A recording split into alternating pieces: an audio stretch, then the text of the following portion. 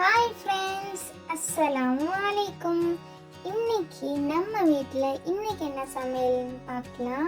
வாங்க வீடியோக்குள்ளே போகலாம். ஜீர மீன் குழம்பு தான் பண்ண போகிறோம். மீனை நல்லா பீஸ் போட்டு ஃபிஷ் மசாலா போட்டு மிளகாத்தூள், மஞ்சத்தூள், உப்பு போட்டு நல்லா மிக்ஸ் பண்ணி ஃப்ரிட்ஜில் ஊற வச்சுருங்க ஒரு 20 மினிட்ஸ்.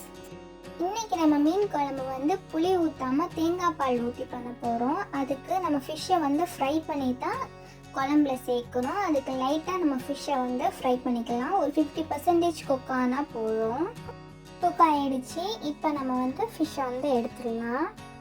நம்ம மீன் பொரிச்சனிங்களா, அதே எண்ணெயில் கத்திரிக்காயையும் ஃப்ரை பண்ணிக்கலாம். மீனையும் கத்திரிக்காயும் இந்த அளவுக்கு குக் பண்ணால் போதும்.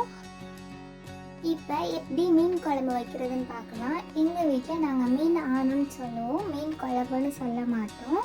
மீன் ஆனதுக்கு ஃபஸ்ட்டு ஆயில் ஊற்றி வெங்காயம், பச்சை மிளகாய் போட்டு நல்லா வதக்கிக்கோங்க.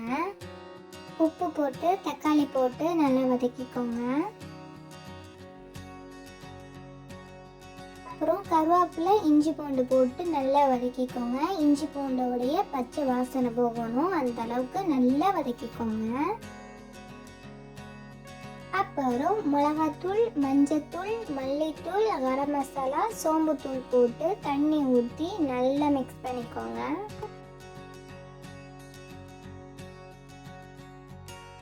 லைட்டாக கொதி வந்துருச்சு. இப்போ நம்ம ஃப்ரை பண்ணி வச்சுருக்க ஃபிஷ்ஷையும் கத்திரிக்காயையும் ஆணத்தில் சேர்த்துக்கலாம்.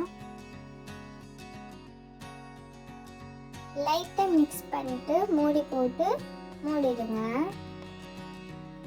பாருங்க எவ்வளோ அழகா ஆணம் கொதிக்குதுன்னு.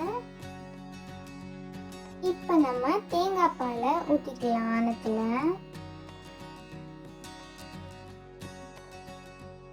கடைசியாக கொத்தமல்லி போட்டுக்கலாம். கொத்தமல்லி போட்டு ஒரு 5 நிமிஷம் கொதிக்க விட்டு இறக்கிடுங்க ஆணத்தை. அவ்வளோதான், நம்மளுடைய வஞ்சர மீன் ஆணம் ரெடி. கண்டிப்பாக வீட்டில் ட்ரை பண்ணி பாருங்கள். இந்த மாதிரி யாருமே ட்ரை பண்ணியிருக்க மாட்டாங்க. இன்றைக்கி நம்ம வீட்டில் என்னென்ன குக் பண்ணோன்னு பார்க்கலாம் வாங்க. வஞ்சர மீன் ஆணம், வஞ்சர மீன் ஃப்ரை, ரசம், கேரட் பொரியல்.